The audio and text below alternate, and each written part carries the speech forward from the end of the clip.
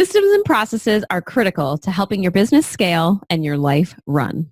So in this episode, we're going to talk about the 5 steps to help you optimize those processes. Are you frustrated by a lack of momentum in your business? Tired of putting in long hours doing what everyone says you should and still not making money? Sounds like you're ready for Lifestyle Builders. We'll help you get back on track, taking action, and seeing results.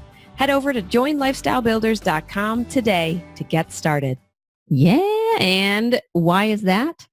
Because Tom is the process guy. I am the process guy. I'm gonna say, well, that's what most people have come to like known me as, you know, and a lot of it I think really became from one. Well, actually, I don't know if I told the story before, but Sidetrack. When I went to when I was an undergrad in college, I had a computer science class, and so I went to my first class, and the professor gave an assignment, and I remember showing up the second class, and everyone else had like a stack of papers, and I had like one sheet, and it had like 5 lines on it. And I'm looking around and I'm like, all right, I'm not cut out for this because clearly I did this wrong. Oh, crap. But the professor actually, like, he was pulling everyone's work up, and then he pulled me up to the front of the room. I'm like, oh, he's going to lambaste me. And basically he's like, you know, this is really good. Like, Tom, you're lazy. And I said, yes, I am. And he goes, I can tell, because what everyone else did was they manually like repeated this over and over and over again, even though it was the same thing. He goes, what you did was actually introduce what's called a loop. And you basically just said, here's what you need to do, repeat it like 20 times. And so, you know, that was really good, because instead of just doing an inefficient process, what I naturally did in my head was said, well, how do I make this as easy and simple as possible, really, so I could get back to playing video games? Mm-hmm.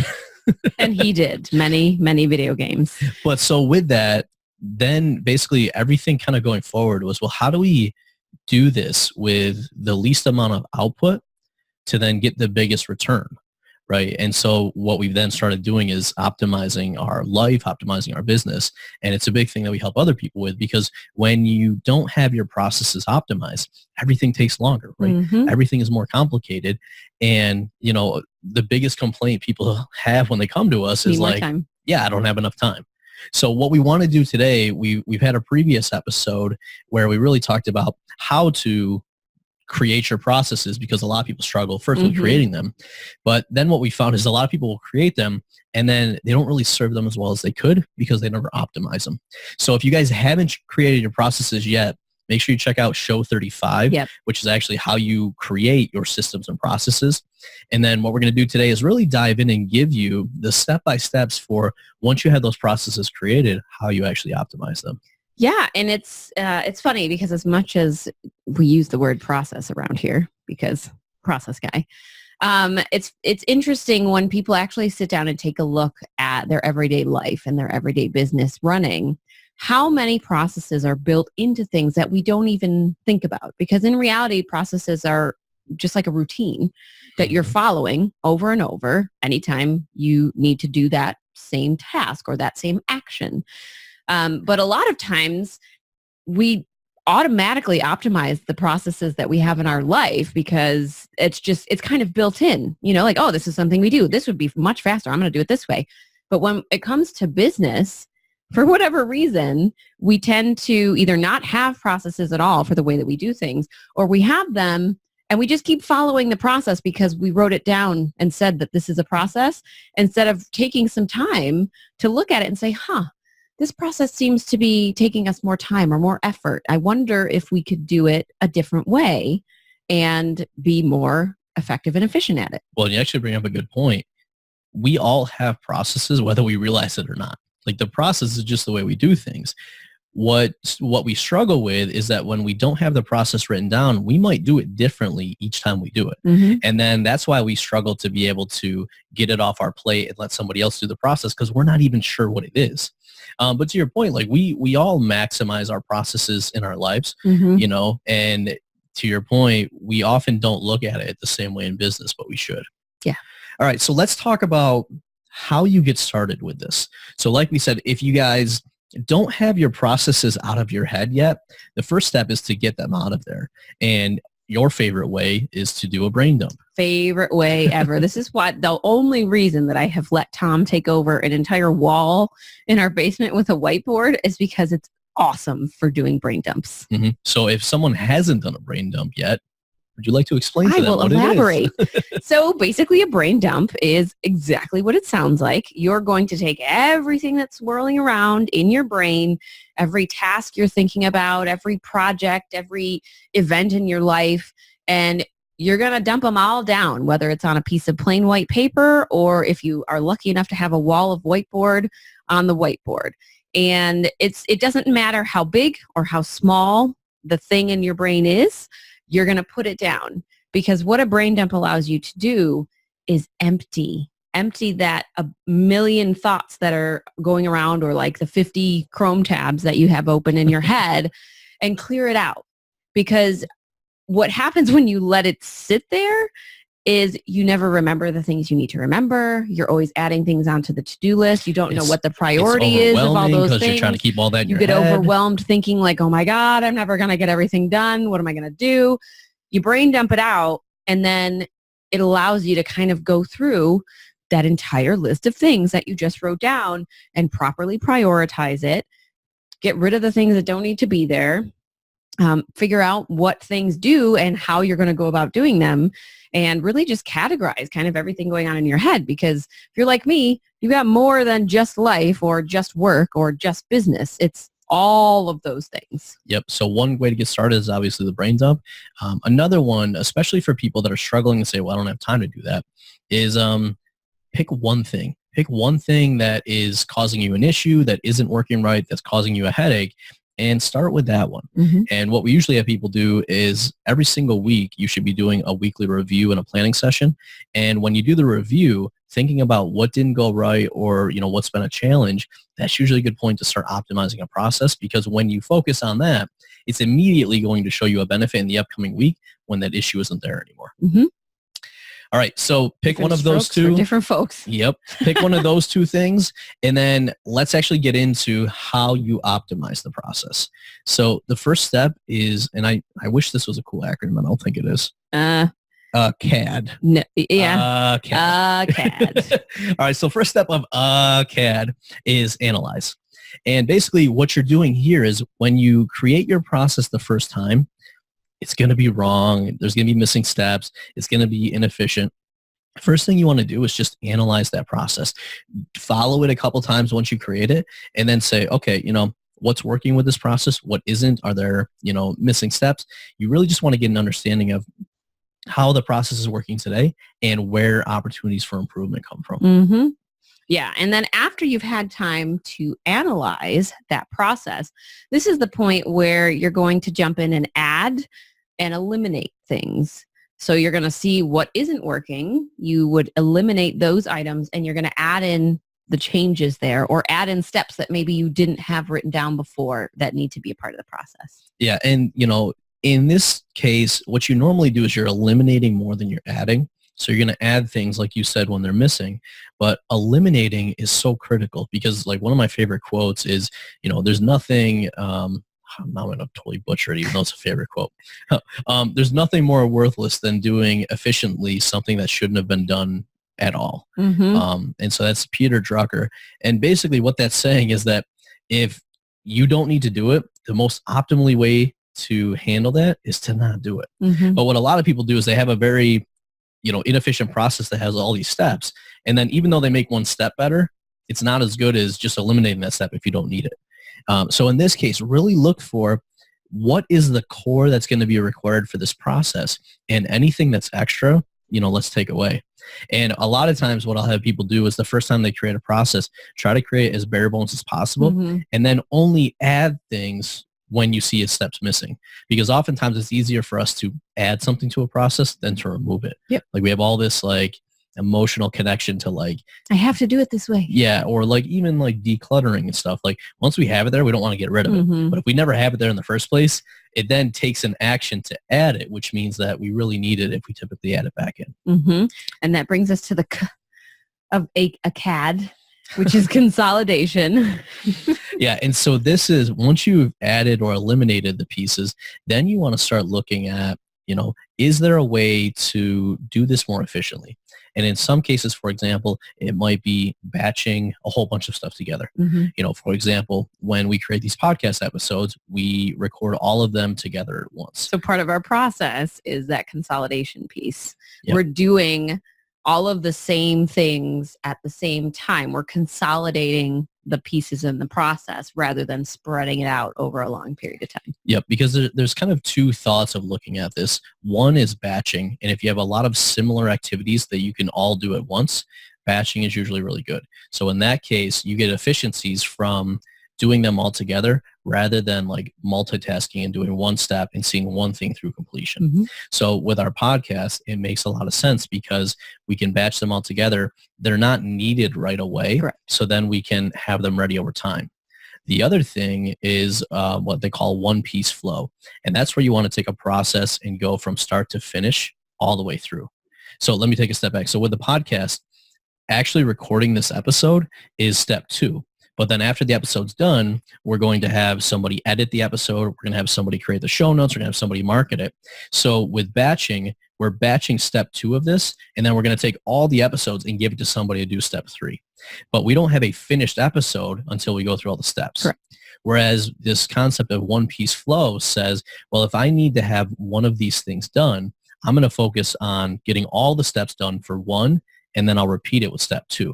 So for example, if you have a customer support process, that's one where you may want to optimize it by just getting one ticket handled and then off your plate, and then you do the next ticket. It doesn't make sense to take all 20 tickets, do the first step on all 20, and then do the next step. That would be terrible customer service. So this consolidate process really says, what is the best way for us now to implement the process that we have? And do we do it batching or do we do it one-piece flow? Love that. One-piece flow. And then step 4 is automating. Which is usually the step that people jump into in step 1 when they have a process. Everyone likes to automate their processes right away, and everyone and their mother will tell you, you should be automating that. It's all well and good to automate, but you need to go through those first 3 steps in your process optimization before you try to automate stuff. Yeah, well, and one of the challenges that happens, one, it does take some time to automate stuff, but when you automate it and then you go back later and realize that you got to remove a step, now you got to go back and change your automation. Yep. So that's like we talked several times before. You want to make things effective before you make them efficient. So the first like 3 steps we talked about here. That last episode, right? 106. Yep, and probably many episodes before that. But like these first couple of steps are really making sure that is the process working right? And then we're going to start making it more efficient. But if, going back to that quote I said earlier, if the process isn't working right, it doesn't matter if you automate it because you're still not going to get the right result.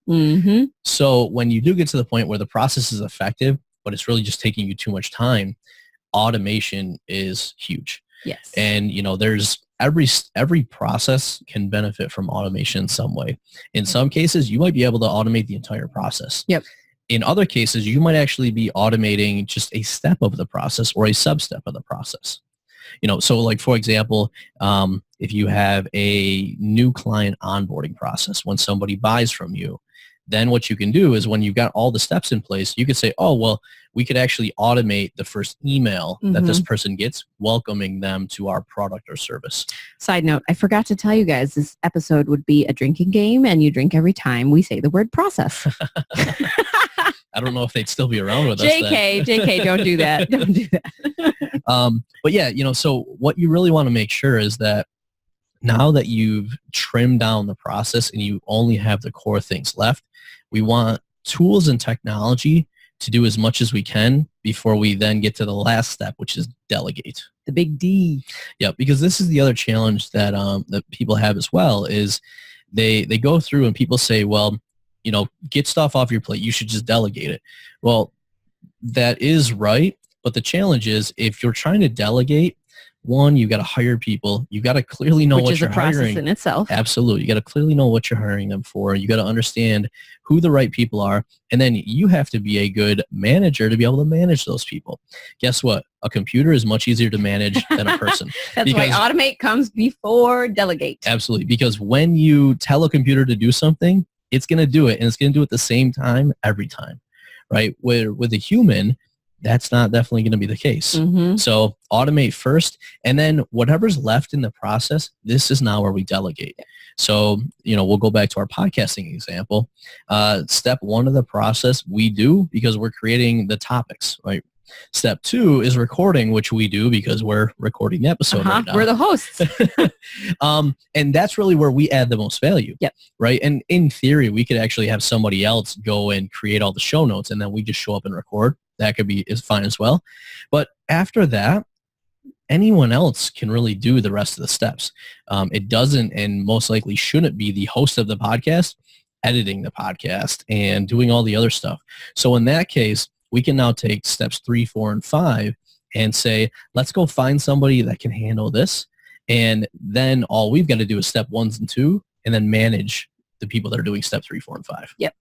Yeah. And I mean, there's pieces of that we've automated as well to make the delegation flow better. Yep. So tell us more about that. As far as it goes with the podcast, we have certain things that we've optimized in that process so that when we record an episode, we use a Trello board, the card gets moved over, and the person that does our show notes then knows that episode has been edited. It's in the folder that I know it's in because this is the process that we've set out. All the shows go in the folders, and they know what the topic is, and they know when the show is supposed to go live, so that then when they go to make the show notes for the page, they have all the information that they need in one place and can then do their job efficiently and effectively so that the episode comes out and is released on time. Absolutely. All right. So it's one thing to create processes. It's another thing to then go through those 5 steps. But what we want to share with you guys now is just some of the tips from implementing processes ourselves, implementing them with a lot of the entrepreneurs that we work with to help you guys not only get them created, but to, consistently create more and then optimize more. So first step is you want to start typically with the core processes that you do all the time. So if there's something that you only do once a month or once a quarter, it doesn't really make a lot of sense to start with that because the benefit you're going to get is so infrequent compared to something that you do like every day. Yeah. Okay.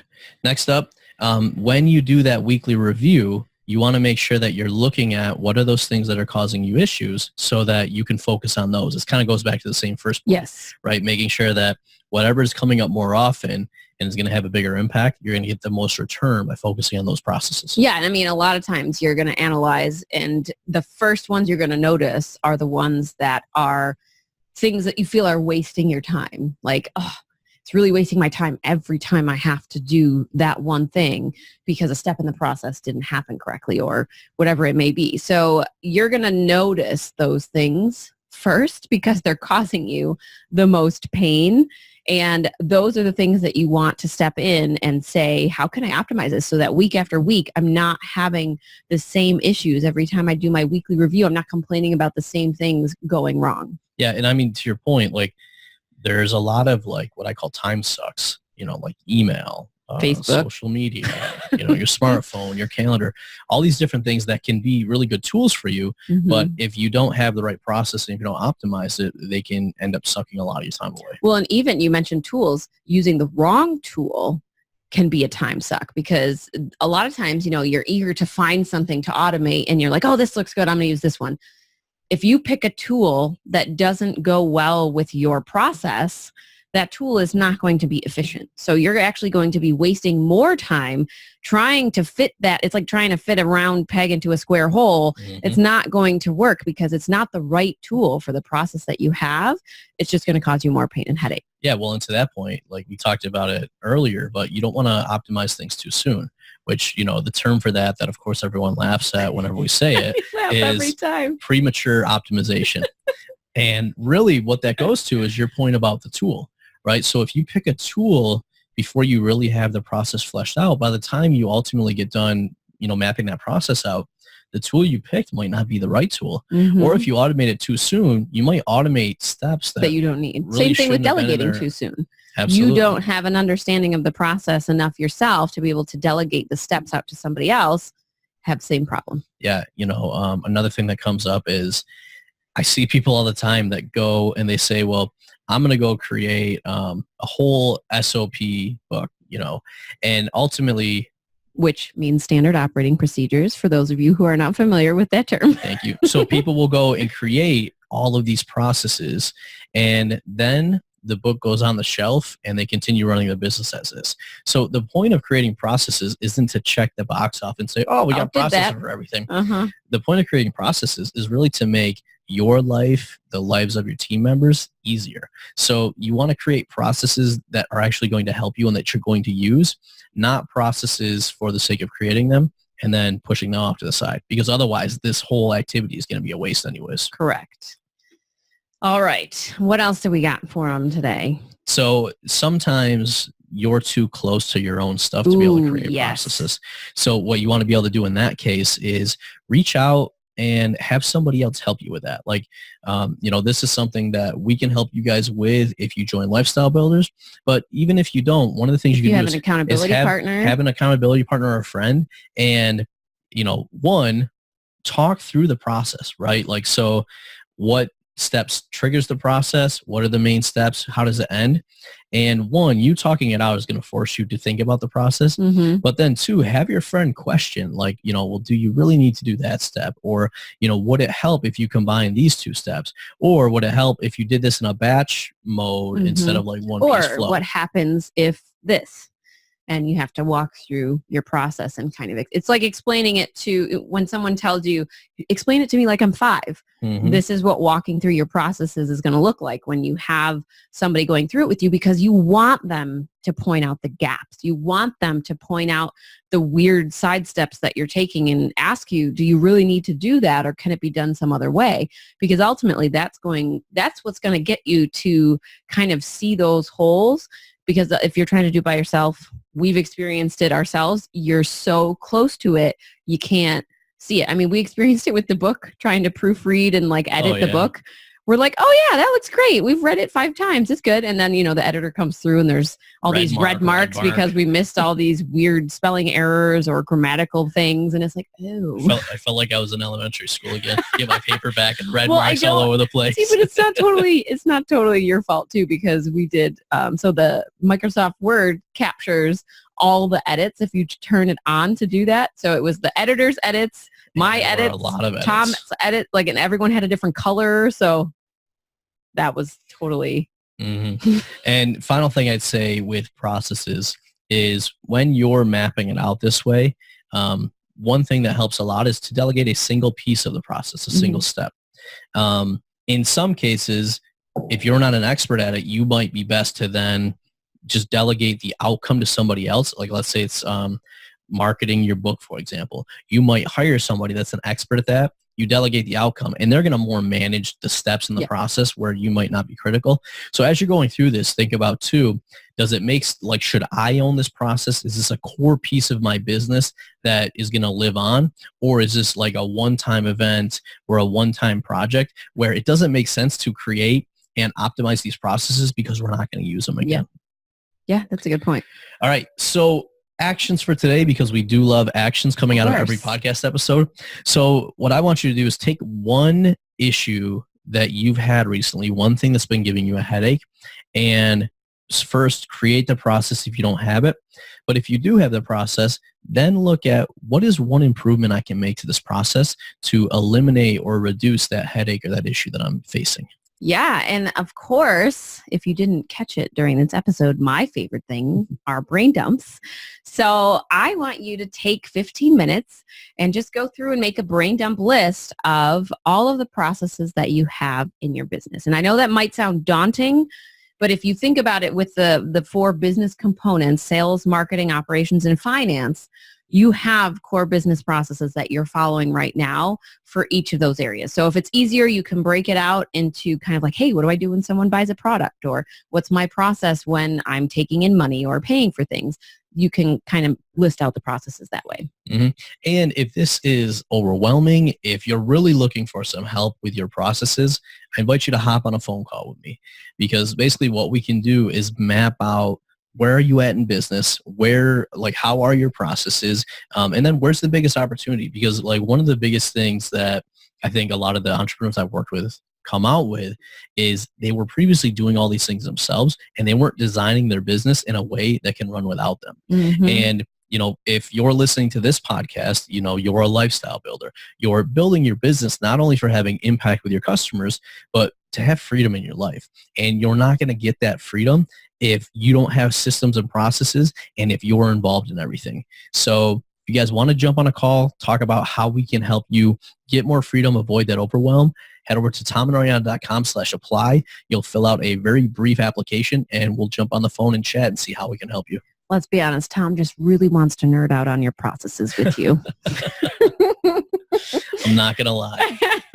And I know him well. Our book for today is, once again, the Lifestyle Builders book, where if you're watching the video, it's in the background. And the reason for this is that we actually go through this optimization process as well as everything else around setting up and scaling your systems so that your business can grow. So It's actually an entire section of the book that walks through this, and we actually give you core processes that most businesses have, as well as then how this ties into other things like your meetings and your scorecards and all of that. Yes, of course. We couldn't write a book without processes and systems in there. Exactly. So if you guys are interested in getting on the wait list and eventually getting that book when we release it this year, head over to tomandariana.com/book and you can join the wait list. Yay! All right, you guys, it's been another great episode with Tom and Ariana, your hosts and lifestyle builders. And as always, I want you guys to remember that it's your life, your business, your way. We'll see you next time. Bye. Hey, we hope you enjoyed this episode. If you know another entrepreneur who may benefit from hearing this show, we would so appreciate you being a good friend and sharing it with them. Are you dreaming of a life of financial freedom and more time to spend with your loved ones? Want to build your business to support that dream? You need Lifestyle Builders, a mentorship program designed to meet you where you are and give you strategic and custom guidance so you can build the business you need for the life you crave. Become a lifestyle builder at joinlifestylebuilders.com.